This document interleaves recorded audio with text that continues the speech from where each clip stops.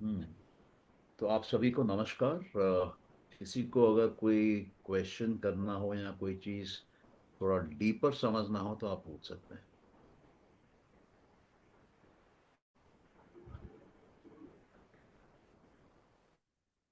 या सौम्य, आप अपना क्वेश्चन पूछ सकते हैं। अ, सर मैं ये पूछ रही थी कि हम ये ऐसे कहते हैं कि हमारे संस्कार हैं, हमारी धारणाएँ हैं, हमारा अ, प्रारब्ध है, हम वो कर्मों का लेके आए हैं और वही फलित हो रहा है और हमें अभी जो सिचुएशन है उसमें हमें बैकवर्ड जर्नी करनी है। हमें अपने अपने सत्व को बढ़ा के पुरुष की तरफ जाना है, मोक्ष की प्राप्ति करनी है, वो हमारा मेन एम है। और दूसरी तरफ हम ये कहते हैं कि हम कुछ नहीं कर रहे, सब अपने आप हो रहा है। ओके। तो ये हम मतलब कौन है? ये हम हम मतलब भी हम ही नहीं, हैं। हमको डिफाइन करिए ना। अ, हम कौन है?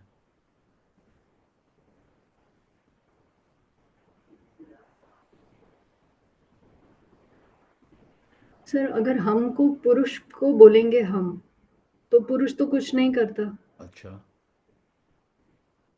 तो पुरुष तो एक तो तत्व है।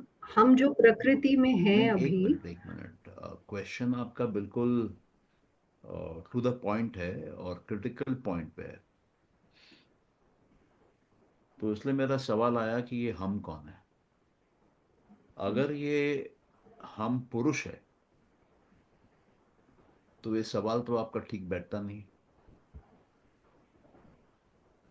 कि बैठता है?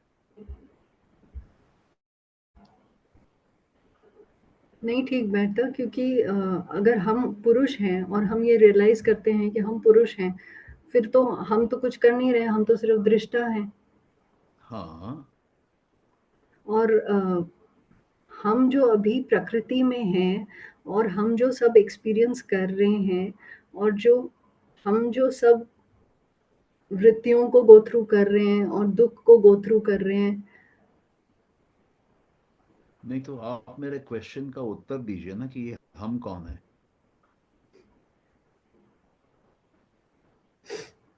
आई थिंक सेकंड वाला हम मैं कंसिडर कर रही हूँ।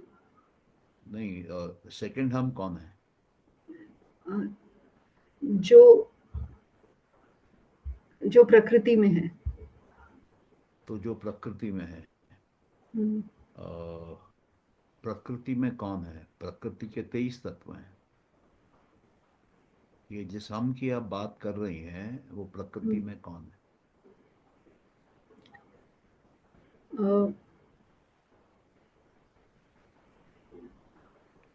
वो प्रकृति में आपकी बिल्डिंग है, वो प्रकृति में सूरज है, चांद तारे हैं। हुँ, वो कौन है प्रकृति में? वो आपकी इंद्रियां हैं, आपकी कर्म इंद्रियां हैं, आपका अहंकार है, आपका मानस है, आपकी बुद्धि है। ये हम कौन है? हुँ, माइंड, मनस, बुद्धि, अहंकार, चित्त।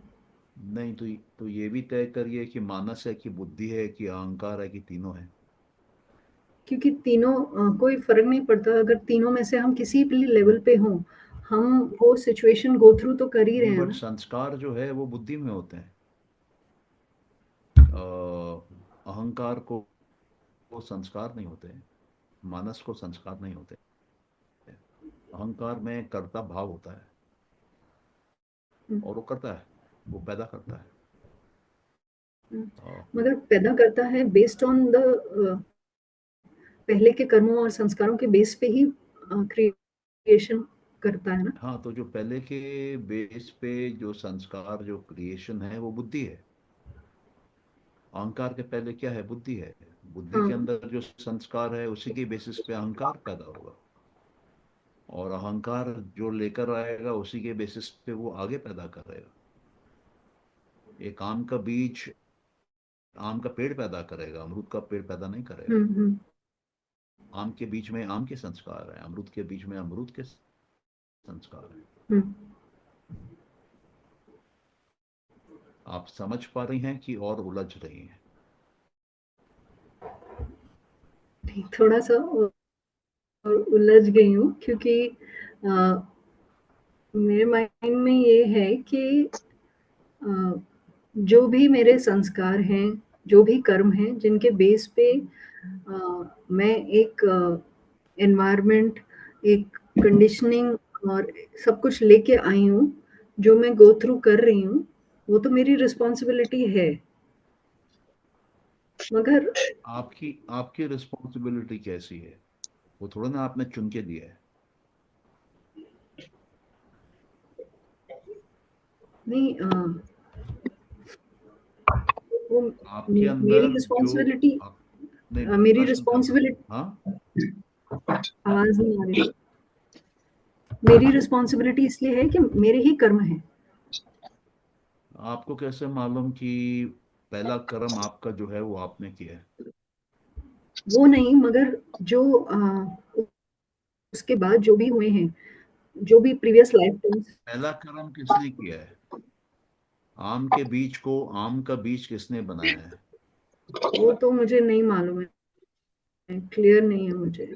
हाँ, तो वो क्लियर करने के लिए हमको समझना पड़ेगा कि मूल प्रकृति से प्रकृति जब बनती है तो सबसे पहले क्या बनता है? सबसे पहले बुद्धि बनती है। और वो बुद्धि में जैसे बताया गया था कि बुद्धि में 8 प्रकार के भाव होते हैं। जब उसका फॉर्मेशन होता है तब बुद्धि के 8 प्रकार के भाव होते हैं। और वो जो 8 प्रकार के भाव होते हैं वो मिक्सचर है 4 पॉजिटिव भावों का और 4 नेगेटिव भावों का। तो 4 पॉजिटिव भाव कौन से हैं? धर्म, ज्ञान, ऐश्वर्य और वैराग्य। और इसके जो उल्टे हैं, जो ऑपोजिट हैं, वो नेगेटिव भाव है।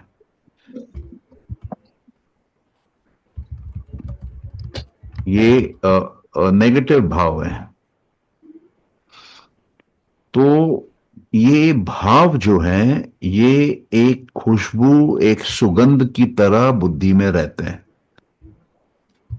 और जैसे हम घर के बाहर निकलें और परफ्यूम लगा लें तो वो परफ्यूम की खुशबू साथ में जाती है। जहां जहां हम जाएंगे वो परफ्यूम की खुशबू जाएगी। उसी प्रकार से जहां जहां हम जाएंगे बुद्धि को लेकर, वहां वहां वो धर्म के, ज्ञान के, ऐश्वर्य के और वैराग्य के भाव जाएंगे। अभी हमने ये भी देखा था, मैंने जिक्र किया था कि बुद्धि के 50 स्टेट होते हैं। और वो जो 50 स्टेट हैं बुद्धि के, वो हमारा भविष्य का एवोल्यूशन तय करते हैं। तो मतलब 50 बुद्धि के स्टेट और 8 भाव, ये कैरी फॉरवर्ड होते हैं। और इन्हीं से आगे का तत्व पैदा होते हैं। तो अभी आपको समझ में आ रहा है कि ये कर्म कहाँ से आते हैं, ये संस्कार कहाँ से आते हैं, और ये आगे जीवन में क्या इम्पैक्ट डालते हैं। कहाँ चली गई सर, सौम्या? हाँ, हम्म। ये तो, हाँ, अभी आपको समझ में आ रहा है ये? हाँ सर, ये क्लियर है, बट थोड़ा सा जोर से बोलिए हाँ प्लीज सर, ये आप। क्लियर है, हाँ। बट मेरे को ये पूछना है कि बुद्धि में ये जो भाव और आप बोल रहे हैं, हम्म। हाँ, आप बोल रहे हैं तो। Over a period of many life times, हाँ। जो मैंने जो कर्म करे हैं और जो भाव मैं लेके हम्म। गई हूँ, तो उसके बेस पे ही मेरा फ्यूचर लाइफ आप डिसाइड हो रहा मेरे है। को एक बात बताइए। आम का बीज, इसमें कुछ आम गड़बड़ का है? बीज ये तय कर सकता है कि मेरे को पपीते का पेड़ बनना है कि संतरे का पेड़ बनना है? क्या बनना है मेरे को? नहीं तय कर सकता है। नहीं। आम का बीज ये तय कर सकता है कि मेरी शाखाएं कितनी होनी चाहिए? हाँ। नहीं तय कर सकता है। नहीं, आपका। उसका उसका अंदर का जो प्रोग्राम है, उसके अंदर के जो संस्कार हैं, उसके अंदर जो बुद्धि में जो डाला हुआ है, उसी के अनुसार वो आगे बढ़ता है। उसी के अनुसार वो पेड़ आता है, उसी के अनुसार उसके शाखाएं आती हैं, पत्ते आते हैं, बोलिए फूल आते हैं, बीज आते हैं, आम आते हैं। ये बात आपको समझ में आ रही है, आम के हाँ पेड़ सर। वाली? तो बस उसी तरीके से हम भी हैं। और एक जीवन जब चलता है, अब जैसे मान लीजिए मैं सड़क पे चल रहा हूं, तो मेरी जो परफ्यूम थी जो मैं घर से लगा के निकला था, वो कम होने लगेगी। और हो सकता है कि मेरे बगल में उस जर्नी में कोई आके बैठे, उसकी कोई स्ट्रांग परफ्यूम लगी हो, तो उसकी कुछ परफ्यूम की खुशबू मेरे में भी आ जाएगी। और जब मैं और आगे जाऊंगा, तो वो दोनों खुशबू आएगी। तो उसी तरीके से हम जब जीवन में चलते हैं, तो ये जो भाव हैं, इनको साथ लेके चलते हैं। ये इनकी क्वांटम, इनकी क्वांटिटी, धर्म की, ज्ञान की, ये समय के अनुसार, अनुभव के अनुसार बढ़ती है और घट भी सकती है। तो अंतिम क्षण में, मृत्यु के ठीक पहले, जो भी मेरे शरीर का परफ्यूम होगा, जो सेंट आ रही होगी, अगला योनि उसी के हिसाब से तय होगा और उसी सेंट के साथ शुरू होगा। और जब उसी सेंट के साथ शुरू होगा, तो उसका मतलब है कि वहां पर जो संस्कार होंगे, या वो 8 भाव होंगे, वो उसी परफ्यूम के अनुसार होंगे, जो कि मैं कैरी फॉरवर्ड करके ले गया हूं। जो अगली योनि होगी, वो भी उसी परफ्यूम के अनुसार बनेगी। उसकी वो लाइफ फॉर्म, वो ड्यूरेशन ऑफ लाइफ, वो क्वालिटी ऑफ लाइफ, वो उन 8 भावों के अनुसार बनेंगे। जिसको मैं परफ्यूम बोल रहा था, उस परफ्यूम के अनुसार बनेंगे। अभी आपको समझ में आ रहा है सौम्या? हाँ सर। और ये जो है परफ्यूम, ये life to life carry forward होती है। जब तक आप परफ्यूम कैरी करेंगे, तब तक आपका जीवन चलता रहेगा। जहां पर ये परफ्यूम खत्म हो जाएगा, जीरो हो जाएगा, वहां पर आपको मोक्ष मिलेगा। जीरो कैसे हो जाएगा? जब इसमें जो ज्ञान का भाव है, जब ये बढ़ जाएगा और विवेक ख्याति के स्टेज पहुंच जाएगा, मतलब आपके अंदर बुद्धि में इतना विवेक आ जाएगा कि आप बुद्धि और पुरुष के बीच में डिस्क्रिमिनेट करने लगे, डिस्टिंग्विश करने लगे, भेद करने लग जाएं, तब आप रेडी हैं प्रकृति को छोड़ के पुरुष में जाने के लिए। तो उस समय क्या होगा कि सिर्फ जो ज्ञान है वो परम सीमा पे जाएगा, बाकी 7 भाव रहेंगे अभी भी। लेकिन क्योंकि ज्ञान फुल हो गया है, अल्टीमेट हो गया है, एग्जिस्टेंस का पर्पस फुलफिल हो गया है। ज्ञान हासिल करना एग्जिस्टेंस का पर्पस है, प्रकृति का पर्पस है। कौन सा ज्ञान? पुरुष और प्रकृति के बीच के भेद का ज्ञान, डिस्टिंक्शन का ज्ञान, डिस्टिंग्विश करने का ज्ञान। वहां पर मोक्ष मिलता है। जब तक वो ज्ञान नहीं आएगा, तब तक जीवन चलता रहेगा। जब तक आप परफ्यूम में रहेंगे, तब तक आप संसार के रंग से रंगे हुए हैं। ये समझ में आ रहा है? हाँ सर। इसमें फिर पूरे प्रोसेस में हमारा थोड़ा क्या। थोड़ा सा सवाल जोर से पूछिए, मेरे पास आवाज कम आ रही है आपकी। सर, पूरे प्रोसेस में हमारा क्या प्रोएक्टिव रोल है? आपका कोई प्रोएक्टिव रोल नहीं है। तो आपके आपके हाथ में कुछ नहीं है। आपको अगर कोई चीज अच्छी लग रही है, वो भी स्वाभाविक है। आपको कोई चीज अच्छी नहीं लग रही है, वो भी स्वाभाविक है। क्यों? प्रकृति का काम है आपको भोग कराना, वो भोग कराती रहेगी। और सबका जीवन का स्क्रिप्ट लिखा हुआ है, जैसे मैंने पहले कहा, वो 8 भाव लिखे हुए हैं। जहां प्रकृति बनती है वहीं पे हर इंसान पे, हर जीव पे अलग खुशबू छिड़क दी जाती है, और वो खुशबू को ही हम कैरी करते हैं। और जहां वो खुशबू खत्म हो जाएगी, मतलब वहां पर आपका जीवन आगे नहीं बढ़ेगा।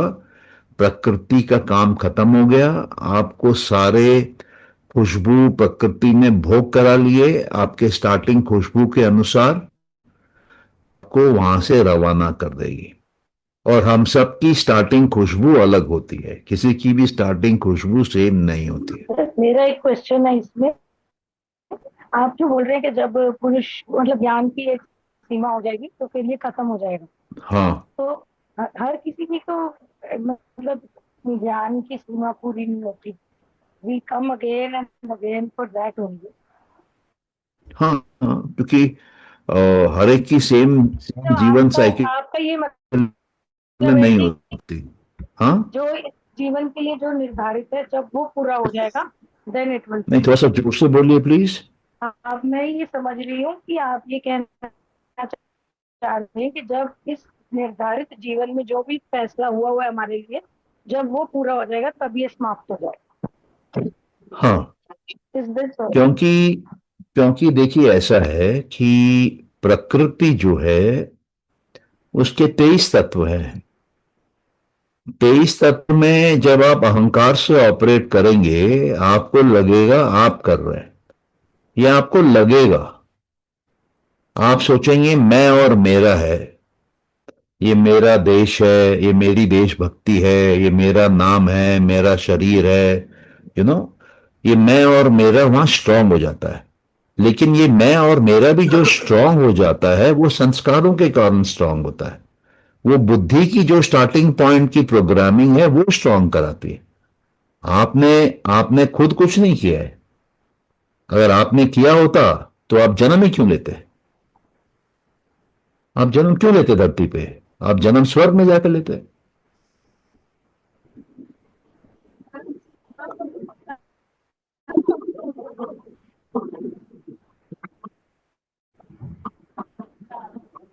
क्या बिंदु जी, आपको आपको समझ में आया मैं क्या बोला हूं? फ्रॉम बर्थ टू डेथ, हाँ जो बर्थ से डेथ तक का ब्लूप्रिंट तो पहले से ही बना हुआ है हाँ, बना व्हेन हुआ वी है। Are born. हाँ, तो बस वही मेरा क्वेश्चन यही था कि वो जो आप कह रहे हैं कि ज्ञान जैसे ही पूरा हो जाएगा, तो ज्ञान तो सब अटेन नहीं कर पाते, पूरा तो किसी का भी नहीं होता। नहीं, फिर ये आपकी वो है गलत फहमी है कि ज्ञान किसी का पूरा नहीं होता। बहुत ऐसे लोग होते हैं जिनको ज्ञान मिल जाता है, अब वो बोलना बंद कर देते हैं, क्योंकि बोलना बेकार है। किसको बोलेंगे आप? जो आपसे कम ज्ञान वाला है, उसको बोलेंगे कि मैं ज्ञानी हो गया हूं, वो समझेगा ही नहीं। और जो आपसे ज्यादा ज्ञानी है, उसको बोलेंगे कि मैं ज्ञानी हो गया हूं, वो हंसेगा आप पे।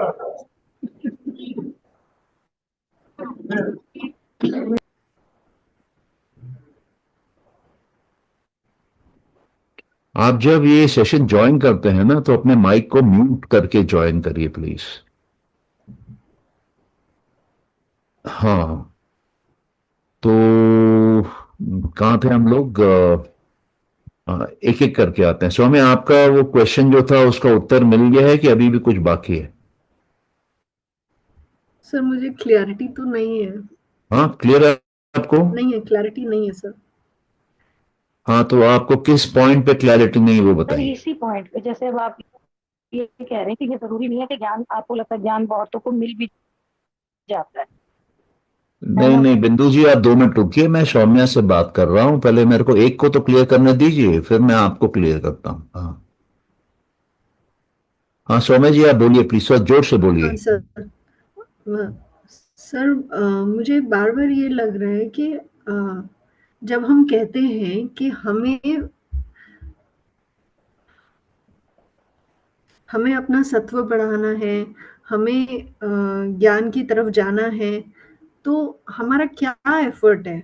हाँ, तो आपको क्यों लगता है कि आपको ज्ञान की तरफ जाना है? नहीं, हम प्रकृति में हैं, हम भोग कर रहे हैं, हम ये बोलते हैं, जैसे पतंजलि योग सूत्र में पहला सूत्र ही है कि अपनी चित्त की वृत्तियों का निरोध करना है, तो वो उसका एफर्ट मुझे ही तो करना है। नहीं, अभी देखिए, आप सांख्य डिस्कस करते हुए योग पे चली गई है।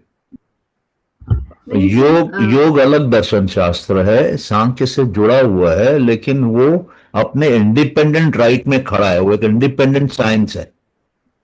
और सांख्य एक फंडामेंटल साइंस है। जैसे मान लीजिए मैथमेटिक्स है, मैथमेटिक्स एक फंडामेंटल साइंस है। मैथमेटिक्स केमिस्ट्री में भी यूज होती है, फिजिक्स में भी यूज होती है, इकोनॉमिक्स में भी यूज होती है, स्टैटिस्टिक्स में भी यूज होती है, बहुत जगह यूज होती है। तो आप साइंसेस को मिक्स मत करिए।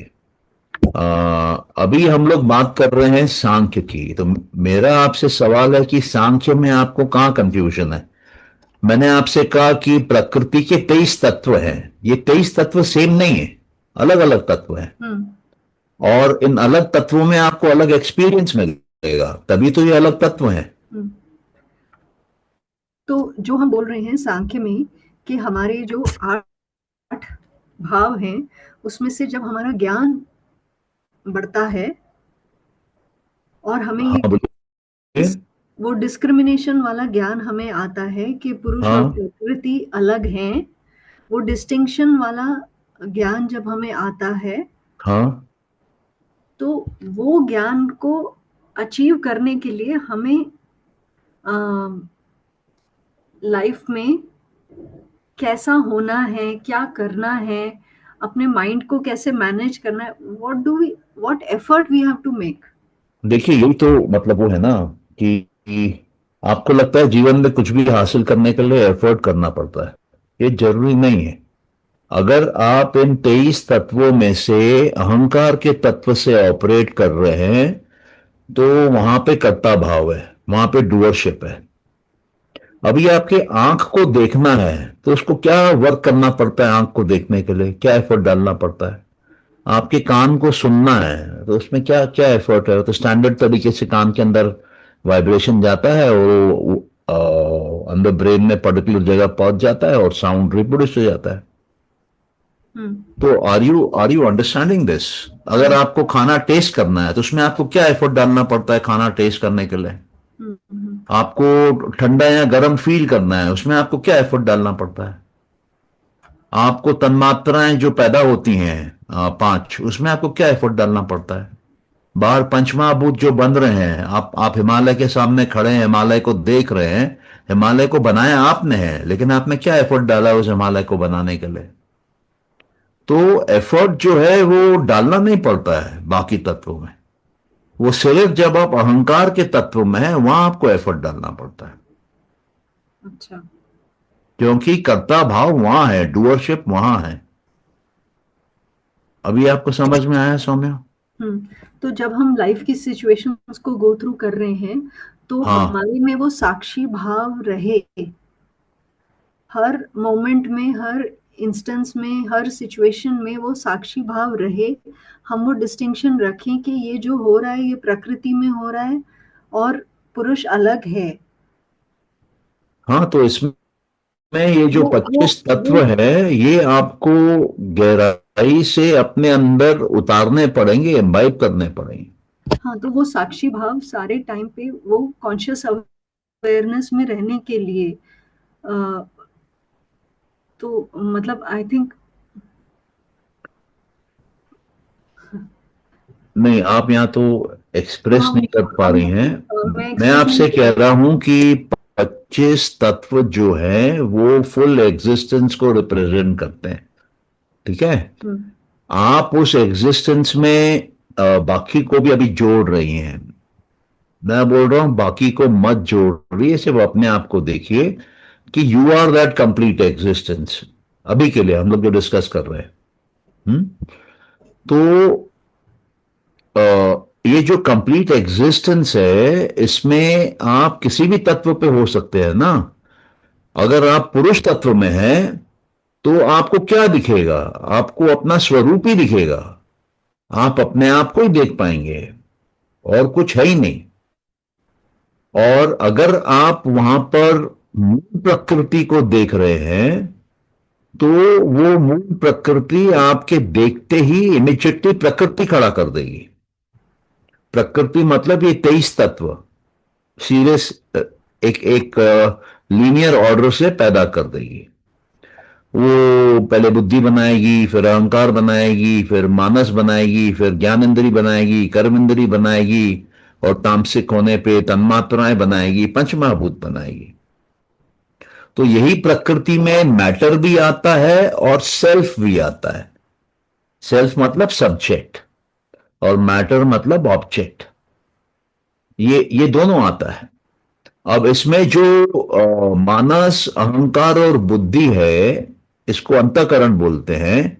ये कंट्रोलर है आपकी प्रकृति की। अगर ये तीन नहीं होंगे, आप अपने प्रकृति को कंट्रोल नहीं कर पाएंगे। तो ये हम सबको चाहिए। अब आपको मालूम हो या नहीं मालूम हो, लेकिन ये तीन लगते हैं कंट्रोल करने में। अगर आपको मालूम होता है कि ये तीन है, और इन तीन का ये डिफरेंशिएशन है, इन तीन के ये फंक्शंस हैं, इन तीन के काम करने का ये ऑर्डर है, तब आपका उसके ऊपर कंट्रोल और ज्यादा हो जाता है। जितना आपको ज्ञान मिलेगा, उतना आपकी अज्ञानता जाएगी। जितना आपकी अज्ञानता जाएगी किसी भी तत्व के बारे में, उतना आपका उसके ऊपर कंट्रोल आएगा। कंट्रोल आने से आपको दुख नहीं मिलेगा उस तत्व से, वो आपको सुख देने लगेगा, वो आपको आनंद देने लगेगा वो तत्व। इसलिए बोला जा रहा है कि ये जो 23 तत्व हैं प्रकृति के, इसको समझिए, इस पे इसका ज्ञान लीजिए, इसका आपस का इंटरकनेक्शन समझिए। तब एक एक तत्व आपके सामने खिल के आएगा एक फूल की तरह, और पूरा ज्ञान देगा आपको। और वो ज्ञान धीरे धीरे आपको आनंद देने लगेगा। और जब आप अल्टीमेट स्टेट में, अल्टीमेट आनंद के लेवल पे पहुंच जाएंगे, परफेक्शन के स्टेट में, तब आपको प्रकृति से कुछ और लेना ही नहीं है, सीखना ही नहीं है। आपको आनंद सिखा दिया है प्रकृति में, एब्सोल्यूट स्टेट ऑफ माइंड सिखा दिया है। आनंद कब आएगा? जब आपके पास ज्ञान कंप्लीट आएगा। तो जब आपके पास ज्ञान कंप्लीट आएगा, आपको प्रकृति से आनंद कंप्लीट आएगा, वहां पर आपको मुक्ति आएगी प्रकृति से, मतलब प्रकृति एलिमेंट से। और फिर आप पुरुष में चले जाएंगे। तो तत्वों से मुक्ति पाने के लिए उसका ज्ञान लेना है। आप ज्ञान नहीं भी लेना चाहेंगे, प्रकृति आपको देगी। क्यों?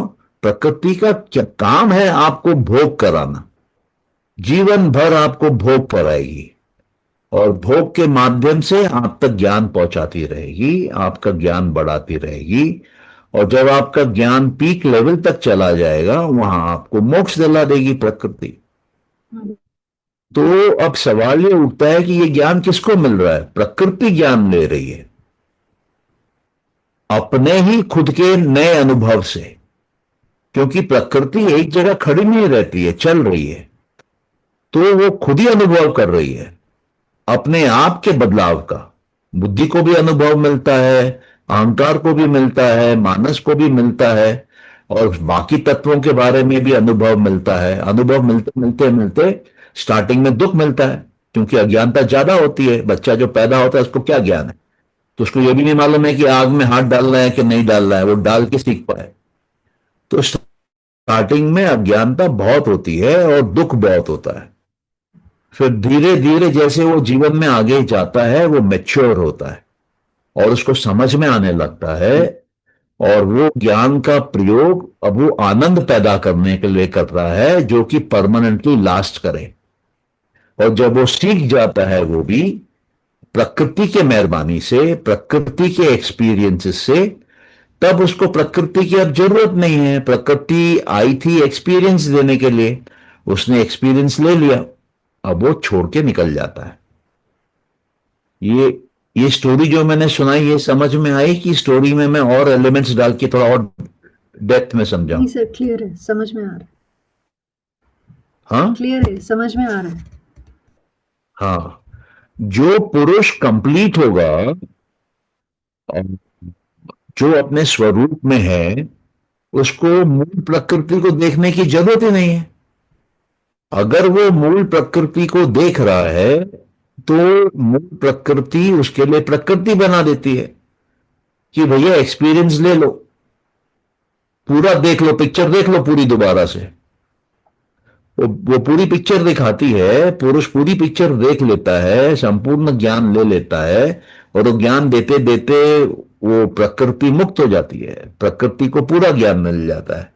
तो प्रकृति पुरुष से मुक्त हो जाती है, पुरुष प्रकृति से मुक्त हो जाता है। और वो जो प्रकृति है उसके 23 तत्व जो हैं, अब उनकी कोई जरूरत नहीं है, उनका काम हो गया, उन्होंने अपना पर्पस फुलफिल कर लिया। वो जो भी एक्टिविटी कर रहे थे पुरुष को ज्ञान देने के लिए कर रहे थे, पुरुष को भोग देने के लिए कर रहे थे, वो हो गया। तो अब वो जहां से आए थे वहां चले जाते हैं। तो जो आपके पंचमहाभूत हैं वो तन्मात्राओं में जाते हैं, तन्मात्रा अहंकार में जाते हैं, अहंकार बुद्धि में चला जाता है, और सिमिलरली ज्ञान इंद्री, कर्म इंद्री और मानस अहंकार में चले जाते हैं। अहंकार बुद्धि में चला जाता है, बुद्धि मूल प्रकृति में चली जाती है। और पुरुष को अब मूल प्रकृति को देखने की कोई जरूरत ही नहीं है, उसको जो एक्सपीरियंस करना था वो कंप्लीट हो गया। तो वो अकेले में चला जाता है, केवल्य में चला जाता है, और उसको हम कॉमन भाषा में मोक्ष बोलते हैं, थोड़ा कॉम्प्लिकेटेड भाषा में केवल्य बोलते हैं। ठीक है अभी? ठीक, ठीक है सर। हम्म। तो ये 25 तत्वों की जानकारी लेने से ये होता है, पहली बात। दूसरी बात क्या है कि मैंने कहा था कि ये जो सांख्य कारिका है ये षष्ठी तंत्र के आधार पे है।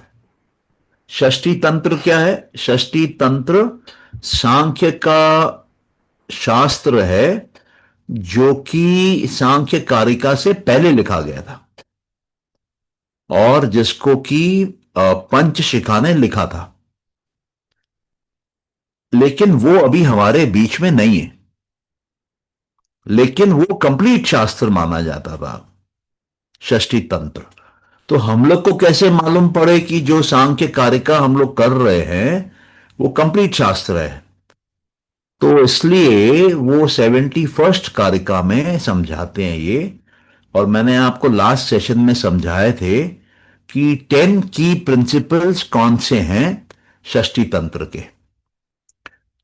तो वो आपको बताया था मूल प्रकृति, प्रकृति और पुरुष के बारे में।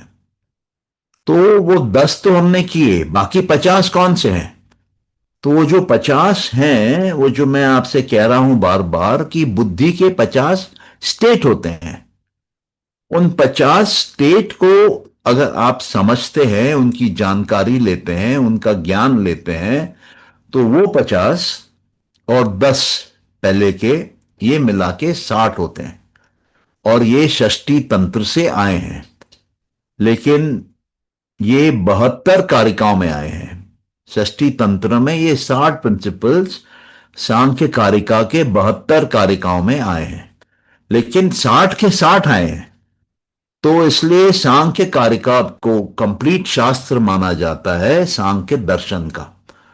और इसके बाद जो शास्त्र हैं उनको उतना ऑथेंटिक, उतना सही नहीं माना जाता है। तो इसलिए हम लोग ये सांख्य कारिका देख रहे हैं। और सांख्य कारिका जो है, इसके जो 72 कारिकाएं हैं, ये अंदाज से 2100 साल पहले लिखे गए थे, और फिर ये वापस गायब हो गए। फिर 400-500 साल बाद चाइना से ये प्राप्त हुए, चाइनीज भाषा में। फिर इसको ट्रांसलेट करके संस्कृत में रखा गया, छिपाकर, और 1750 में ये फिर पब्लिश हुआ। तो ये शास्त्र भारत के जो शास्त्र पढ़ने वाले लोग हैं उनके लिए भी नया शास्त्र है। और इसलिए इस शास्त्र के टीचर्स ज़्यादा नहीं मिलते हैं, इसके यूट्यूब पे वीडियोस भी ज़्यादा नहीं मिलते हैं लेकिन बहुत ज़्यादा नहीं मिलते हैं। योग सूत्रों के आपको बहुत मिल सकते हैं और वेदांत के तो अत्यंत मिल सकते हैं, लेकिन सांख्य जो फर्स्ट है उसके नहीं मिलते हैं। और मेरे नज़रों में सांख्य बहुत ज़्यादा पावरफुल है। अगर इन 25 तत्वों को आप समझ सकते हैं तो आपका कंप्लीट स्व अध्याय हो जाता है, आपका कंप्लीट अपने बारे का अध्ययन हो जाता है। मतलब मटेरियल वर्ल्ड का, मेंटल वर्ल्ड का, स्पिरिचुअल वर्ल्ड का, और कुछ सीखने को है नहीं, बचता नहीं है। अब सवाल ये आता है कि आज के जीवन में जहां पर हम हैं वहां से लेके वो आइडियल स्टेट तक जहां पर हमको कंप्लीट नॉलेज मिलता है, वहां तक कैसे पहुंचा जाए, तो ये क्वेश्चन है। तो उसके लिए हमको समझना पड़ेगा कि बुद्धि के 50 स्टेट क्या है और उन 50 स्टेट्स में हम क्या काम कर सकते हैं, क्या बदलाव ला सकते हैं, क्या मॉडिफिकेशन कर सकते हैं, और उनके लिमिटेशंस क्या है उन 50 स्टेट्स के, और कैसे हम अपर मोस्ट स्टेट्स में जा सकते हैं, माइग्रेट कर सकते हैं, इवॉल्व कर सकते हैं, और उन अपर मोस्ट स्टेट्स में पहुंचने के बाद कैसे हम उसमें भी टॉप मोस्ट स्टेट में जा सकते हैं। तो वो 50 जो स्टेट्स हैं बुद्धि के, वो मैं शॉर्ट में बोल लेता हूं, हम मैंने पहले भी बोला है लेकिन इनको हम लोग डिटेल्स में कवर करेंगे। हम लोगों को 5 प्रकार की अज्ञानता होती है या फॉल्स नॉलेज होती है। ये 5 प्रकार की फॉल्स नॉलेज हमारे बुद्धि के अंदर होती है। जो मैंने 50 स्टेट बोले उनमें से 5 स्टेट ऐसे हैं जो कि हमारे अंदर बाय डिफॉल्ट बर्थ में गलत गलत ज्ञान डाल देते हैं। तो हमको इन 5 को हटाना पड़ता है। कब हटा पाएंगे? जब आपको मालूम होगा। कैसे मालूम पड़ेगा? जब आप सांख्य पढ़ेंगे। सांख्य कैसे पढ़ेंगे? जब आप परफेक्ट स्टेट में होंगे तभी सांख्य पढ़ सकते हैं। अगर आपके अंदर परफेक्ट स्टेट में रहने की क्षमता नहीं है तो आप सांख्य नहीं पढ़ सकते हैं। आप में से जितने भी लोग यहां पर हैं आपके अंदर वो है स्टेट, इसलिए आप सांख्य के बारे में जानकारी ले रहे हैं। अब ये कहां से आया स्टेट आपके अंदर? ये आपके पिछले जन्मों से है। आप पिछले जन्मों का जो आपका परफ्यूम था, उस परफ्यूम में सांख्य की खुशबू भी थी, लेकिन वो खुशबू इनकम्प्लीट थी, वो यहां कंप्लीट हो रही है। और वो 8 स्टेट्स क्या है फाइनल वाले? वो 8 सिद्धियां हैं, 8 स्टेट्स ऑफ पावर है, 8 स्टेट्स ऑफ सक्सेस है, 8 स्टेट ऑफ परफेक्शन है। तो जो सांख्य कर रहे हैं वो उन 8 स्टेट्स में हैं, लेकिन जो सांख्य नहीं कर रहे हैं वो उसके नीचे के 42 स्टेट में हैं। ये बात समझ में आ रही है जो मैं बोल रहा हूं? तो जो नीचे के 42 स्टेट हैं, 42 स्टेट्स हैं, उसमें सबसे नीचे के जो स्टेट्स हैं वो है 5 state of wrong knowledge, false knowledge, error वाला नॉलेज, अज्ञानता वाला नॉलेज, वो है। और 28 प्रकार की डिसेबिलिटीज बुद्धि में संभव है। तो 5 और 28 ये हो गए 33। 5 अज्ञानता, 28 शॉर्टकमिंग या वीकनेस या डिसेबिलिटी, ये हो गए 33। अभी कंटेनमेंट, संतोष 9 प्रकार के हैं। तो वो 33 प्लस 9 प्रकार के संतोष, वो 42 होते हैं। तो ये जो संतोष भी है ये कंप्लीट संतोष नहीं है। ये हमको लगता है कि ये संतोष है, लेकिन हकीकत में अगर कंप्लीट संतोष होगा ना, आप आनंद में होंगे। लेकिन आनंद में अगर नहीं है, इसका मतलब आप टॉप 8 परफेक्शन के स्टेट में नहीं पहुंचे हैं। आप उसके नीचे हैं कंटेनमेंट में। वो 9 कंटेनमेंट के स्टेट्स भी हम देखेंगे। उसमें मेरे ख्याल से 4 स्टेट बाहर के दुनिया के होते हैं, 5 स्टेट अंदर मेंटल दुनिया के होते हैं। तो ये जो 50 स्टेट हैं बुद्धि वाले, और जो 10 स्टेट हमने पहले देखे थे, प्रधान वाले, प्रकृति वाले और पुरुष वाले, ये मिला के 50 प्लस 10 60, ये की प्रिंसिपल्स हैं। और ये षष्ठी तंत्र से उठाए हुए हैं सांख्य कारिकाओं में। तो सिर्फ 25 तत्वों के बारे में जानने से कई बार नहीं होता है। किसी किसी को 50 बुद्धि के स्टेट से शुरू करना पड़ता है। जिसको 25 स्टेट नहीं समझ में आते हैं तत्वों के, वो 50 स्टेट बुद्धि से शुरू करता है और धीरे धीरे क्लीन करता हुआ, फिल्टर करता हुआ बुद्धि को वो ऊपर इवॉल्व होता है, ऊपर की सीढ़ियां चढ़ता है और एंड में टॉप 8 पे आ जाता है। और जब जब टॉप 8 पे आ जाता है, वहां पे 5 प्रकार से वो सांख्य सीख सकता है। और जब सांख्य सीख जाता है तब उसके अंदर में आनंद फट के निकल के आता है। आनंद बिल्कुल कंप्लीट फाइनल स्टेट का आनंद कहा जाता है। और आनंद के 3 स्टेट होते हैं, प्रमोद, मुदित और मनोदना, ऐसे शायद शब्द है। तो ये 3 प्रकार के जब आनंद आ जाएंगे आपके अंदर, तब आपका अगला पड़ाव जो होगा वो मोक्ष का होगा।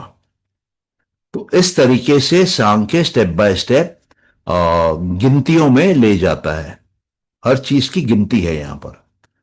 और गिनतियों में अनंत का ज्ञान दे जाता है, कंप्लीट नॉलेज, परफेक्ट नॉलेज दे जाता है, जिससे कि आप स्ट्रेट मोक्ष में चले जाते हैं। तो ये है सांख्य। और ये है सांख्य के 2 मेन एलिमेंट। एक जो तत्वों के बारे में ज्ञान देता है, जो दूसरा जो बुद्धि के 50 स्टेट के बारे में ज्ञान देता है और हमको प्रोग्रेशन में आगे ले जाता है। अब यहां पर अगर किसी का कोई क्वेश्चन है तो आप पूछ सकते हैं।